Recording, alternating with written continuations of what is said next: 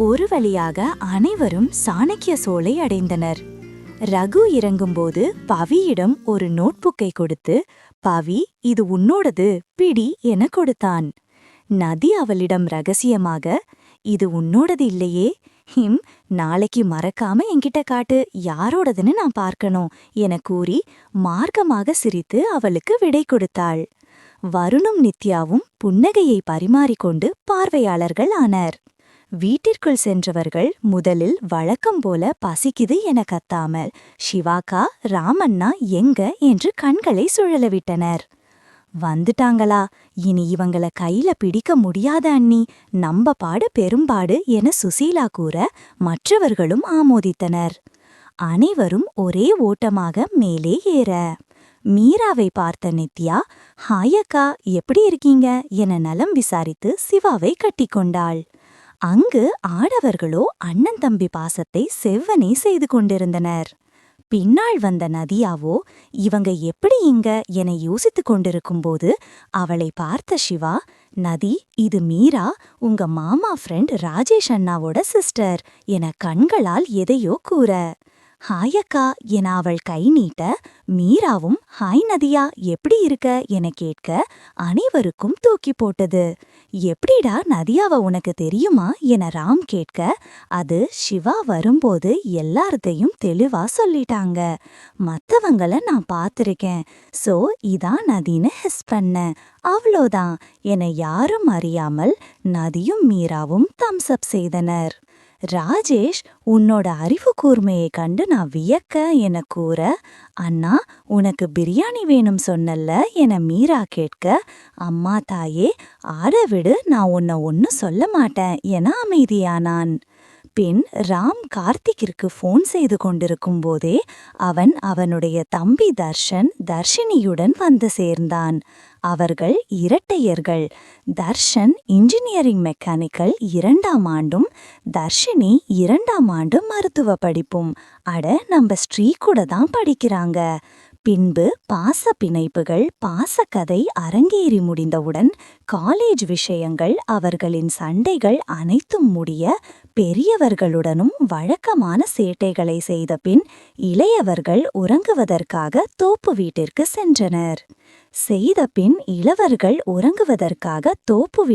சென்றனர். வீட்டினுள் நுழையும் போதே அவளுக்கு சக்தியிடமிருந்து அழைப்பு வர, சொல்லு சக்தி, இங்க தோப்பு வீட்ல தான் இருக்கோம், நீ வீட்டுக்கு போகாத, இது நல்ல சான்ஸ், இன்னைக்கு நைட்டு இங்கேயே ஸ்டே பண்ணிட்டு நாளைக்கு மார்னிங் போற மாதிரி வீட்டுக்கு போயிடு. ப்ளீஸ், இவ்ளோ நாள் உங்களெல்லாம் பார்க்காம எவ்ளோ மிஸ் பண்ணேன் தெரியுமா என ஒரு புறமாக சிவா பேசுவது காதில் விழுந்தபடியே ராம் உள்ளே சென்று விட்டான். இங்க பாரு சக்தி, நீ வரலனா நான் உன்கிட்ட பேச மாட்டேன். சிவா, சரிமா தாயே, ஆனா உங்க எல்லாரும் இருக்காங்கல்ல. சக்தி, இருக்கட்டும் சக்தி, யூ நோ வாட், நீ எப்பயும் இப்படிதான்.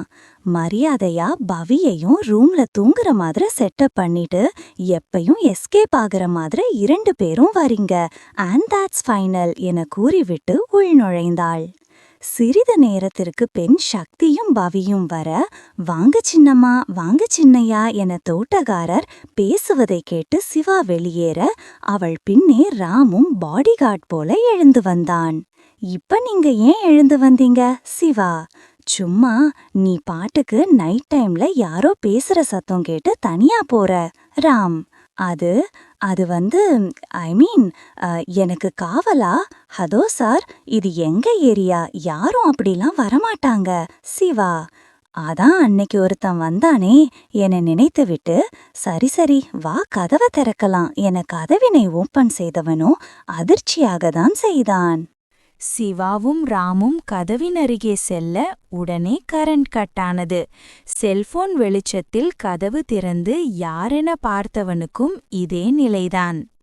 இவனா அன்னைக்கு வந்தவனாச்சே, இவங்கிட்ட தான் சிவா பேசியிருக்கா போல என எண்ணிக்கொண்டிருக்கையில், என்னங்க இது சக்தி, என் ஃப்ரெண்ட், இது பவி, என் தங்கச்சி என்றவள் சக்தி ராமிடம், ஹாய் மாப்ள சார், சுச்சுவேஷன் சரியா அமையாததால உங்கள பார்க்க முடியல என கைக்குழுக்கினான். சிவாவை மட்டும் பார்க்க முடிஞ்சுதாக்கும் என நினைத்து கொண்டின்றான் ராம்.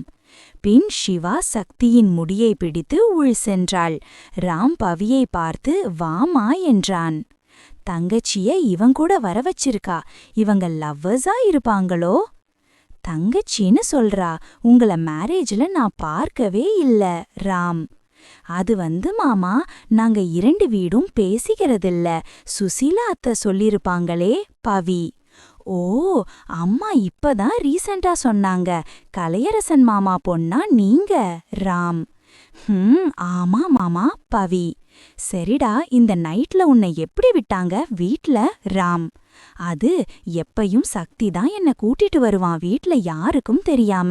பவி: ஓ ஓ, சார் இந்த வேலையெல்லாம் பாக்குறாரா? வயசு பொண்ண எவனையோ விட்டு இந்த டைம்ல கூட்டிட்டு வர சொல்லிருக்கா, அறிவே கிடையாது போல. ஒத்துக்கிறேன், அவ ஃப்ரெண்டா இருக்கட்டும், பட் அதுக்குன்னு இப்படியா நைட் டைம்ல? அவளை கவனிச்சாதான் சரி வரும் என நினைத்தவன் வாடா உள்ள போலாம் என சென்று கொண்டிருக்கும் போதே கரண்ட் வந்து விட்டது. பாதியிலேயே சக்தியை வைத்து வெளுத்து வாங்கி கொண்டிருந்தாள். என்ன மறந்துட்டல்ல நீ? எப்படி இப்படி மறந்த சக்தி? செம காண்டில் இருக்கேன், உன்னை எனக்கு பிடிக்கல போடா. அப்படிலாம் சொல்லக்கூடாதுடா, என் செல்ல ஃப்ரெண்ட் இல்ல, என் குட்டி பிசாஸ் இல்ல. என்னது குட்டி பிசாசா? ஓ சாரிடா, டங் ஸ்லிப் ஆயிடுச்சு. நீ அடிச்ச அடியில என் குட்டி தங்கச்சில்ல என அவளிடம் விடுபட போராடி கொண்டிருந்தான். என்னது தங்கச்சியா? நான் தான் அவனை தப்பா நினைச்சனா? இங்க ஏதோ எனக்கு தெரியாம மிஸ் ஆகுதே. ராம் மனசாட்சி: என்ன மாப்ள அப்படியே நின்னுகிட்டு இருக்கீங்க? எப்பயுமே மாமா மச்சான் துணை வேணும்னு சொல்லுவாங்க, இங்க உங்க பொண்டாட்டி என்ன அடிச்சே கொன்னுருவா போல, வந்து காப்பாத்துங்க, இல்லனா துணையை இழந்துருவீங்க என அவன் கூற, உடனே ராம் வீரசாகரம் செய்வதாக எண்ணி அவர்களுக்கிடையில் செல்ல சிவா ஓங்கி ஒன்றுவிட சரியாக இருந்தது. அடி பாவி, இந்த பயவுள்ளைய இப்படிதான் அடிச்சையா? இத்தனை அடியை எப்படி தாங்குனானோ? நான் வரணும்னு தெரிஞ்சும் பார்த்துக்கிட்டே அடிச்சிருக்கா, பழி வாங்கியிருப்பாளோ? பண்ணாலும் பண்ணுவாக ராதகி என நினைத்து கொண்டிருந்தான். பின்ன வலிக்கிறத வெளியில சொல்ல முடியுமா? ஐயோ, அடிபட்டுடுச்சா? பச், உங்களை யாரு நடுவுல வர சொன்ன? வலிக்குதா? சிவா: உலக மகா நடிப்புடா சாமி என நினைத்து இடவளமாக இல்லை என தலையாட்டினான். இந்த ஆரவாரங்கள் கேட்டு உள்ளிருந்தவர்கள் வர நதியா ஓடி வந்து, சக்தி அண்ணா எப்ப வந்த என நதியா அவனை கட்டிக்கொண்டாள். இப்பதாண்டா வந்தேன், இன்னைக்கு நான் வரலங்க, மேடம் என்ன விட்டுருவாங்களா? சக்தி: பார்த்து ரொம்ப நாவலாகுது, எப்படி இருக்கா அண்ணா? நதியா: உன் அண்ணன் எப்பையும் போல சூப்பர்டா என சொல்லும் ஹிம்கும் இதுக்கு முன்ன நல்லா வாங்கிக்கிட்டு சூப்பராம் என மீரா கூற, கூஸ் த கிராஸ் டாக் என அப்போதுதான் சுற்றத்தை பார்த்தவன். ஹே மீரா, நீயா? வாட் அ சர்ப்ரைஸ், எப்படி இருக்க? நல்லா இருக்கேன் சக்தி. ஏதாவது உளறிட போறான், அதுக்குள்ள சமாளிக்கணுமே. அண்ணா, நான் சொல்லியிருக்கணும்ல சக்தி, காலேஜ் ஃப்ரெண்ட நான் சக்தி, அப்புறம் ஷீ. ஓ மை காட், நானே உளறிடுவேன் போலையே. அப்புறம் நாங்கெல்லாம் ஒரே கேங்கத்தான் சொல்ல வந்தேன்றவள் சிவாவிடம் ரொம்ப முக்கியம் என முறைப்பை பரிசாக பெற்றாள். நீங்க நடத்துங்க என ராஜேஷ் மனதினுள் நினைக்க, அங்கு பவியும் ரகுவும் ஒருவரை விட்டு ஒருவர் கண்ணெடுக்காமல் பார்த்து கொண்டிருந்தனர். அதை கண்ட ராஜேஷோ, என்ன இது இன்னொரு ஜோடியா என ரகு அருகில் சென்று ரகசியமாக, தம்பி போதும், ஊரே உன்னதான் பார்க்குது, வா என இழுத்துச் சென்றான். பின் பவி ராமிடம், இவங்க எப்பயும் இப்படிதான் மாமா, சக்திக்கு எங்களை விட சிவாஸ்காதான் உயிர், சின்ன வயசுல இருந்து ஒன்னாதான் சுத்திட்டு இருப்பாங்க, ஒன்னா சுத்துனாங்க சரி, படிக்கிறதுலயும் ஒன்னா போயிருக்கலாமே. ராம்: அதான் இப்படி அடி, உங்களுக்கு வலிக்கலையே? அதெல்லாம் இல்ல என ராம் கூற, என்ன மாமா, எனக்கும் வலிக்கல. வை பிளட் சேம் பிளட் என சக்தி கூற அங்கு சிரிப்பொழிதான். பின் அனைவரின் இன்றோ முடிந்த பிறகு இளவர்களுக்கு உறக்கம் வராததால் ஏதாவது விளையாடலாம் என பாட்டுக்கு பாட்டு முடிவு செய்தனர். அனைவரும் வட்டமாக அமர்ந்து பேப்ரில் பேர் எழுதி மடித்து, பின் யார் பேர் வருகிறதோ அவர்கள் பாட வேண்டும். முதலில் ரகு: எனக்கு பாட வராது, இருந்தாலும் எனக்கு தெரிஞ்ச பாட்ட பாடுறேன் என அவன் பாடும் பாடலால் யாருக்கும் சந்தேகம் வரக்கூடாது என கூறி வருணிடம் முறைப்பை பரிசாக பெற்று பவியை பார்த்து, காதலனும் தேர்வெழுதி காத்திருந்த மாழவன் நான் என பாட, அடப்பாவி உதவாங்கம ஓயமாட்டான் போலையே என நினைத்த பவி அடுத்த அவள் பெயர் வர கண்ணா நீ தூங்கடா பாட்ட இவன் ஏன் லவ் சாங் பாடாம இத பாடுறா, நான் என்ன அடிபட்டா கிடக்கிறேன் என அவளை பார்க்க அவள் சுற்றிலும் கண்களை சுழற்றி அடிவாங்க போறேன் என உணர்த்துற. ஓ இதான் காரணமா என கச்சிதமாக புரிந்து கொண்டான். அடுத்து சக்தி. முஸ்தபா முஸ்தபா டோன்ட் வரி முஸ்தபா, நான் உந்தன் தோழன் முஸ்தபா என பாட. இந்த எருமை இப்படிதான் என்னைக்கு திருந்துமோ என நினைத்தாள் மீரா. அடுத்து தர்ஷன். எனக்கென யாரும் இல்லையே, உனக்கது தோணவில்லையே என நதியாவே பார்த்து பாடிக்கொண்டிருக்க அதை கண்ட வருணுக்கோ உச்சகட்ட எரிச்சலில் அமர்ந்திருந்தான். ஏண்டா இப்படி எனக்குன்னு வந்து சேருறீங்க என நினைத்தவன் அடுத்து அவன் பெயர் வர நான் அடிச்சா தாங்க மாட்டா 4 மாசம் தூங்க மாட்டான்னு பாடினான்.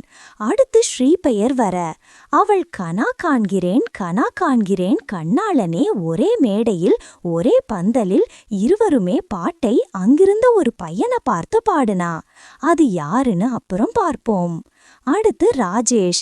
நல்ல நண்பன் வேண்டுமென்று என தொடங்கும் நண்பன் பட பாடலை பாட. நம்ம கார்த்திகோ நட்பை கூட கர்ப்பை போல எண்ணுவேன்னு நண்பன் புராணத்துல மூழ்கிட்டாங்க.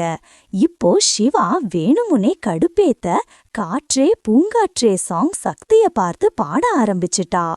அடுத்து ராம். எந்தாரா நீயே எந்தாரான்னு அவளை விடமாட்டேன்னு பாடுனா. அடுத்து தன்ஷினி. ஆசையாசையாய் இருக்கிறதே இதுபோல் வாழ்ந்திடவே. கடைசியா நதியா. 2 ஜோடி கண்கள் அவளை பார்க்க அவ இதையெல்லாம் பார்க்காம அவ பார்த்த கண்ணுக்காக கண்ணாலனே எனது கண்ணை நேத்தோடு காணவில்லைன்னு ஆரம்பிச்சுட்டா. பாவ நம்ப வருண்தான். இப்படியே இது முடிஞ்சதும் எழுத்து சொல்லி பாட ஆரம்பிச்சுக்கிட்டு இருந்தாங்க. இப்படியே 12 மணிக்கு திடீர்னு கரண்ட் கட் ஆயிடுச்சு. ஹே யாரும் அசையாம அங்கம்பைய உட்கார்ந்துருங்கப்பா. அடுத்த வீடியோவில் சந்திப்போம்.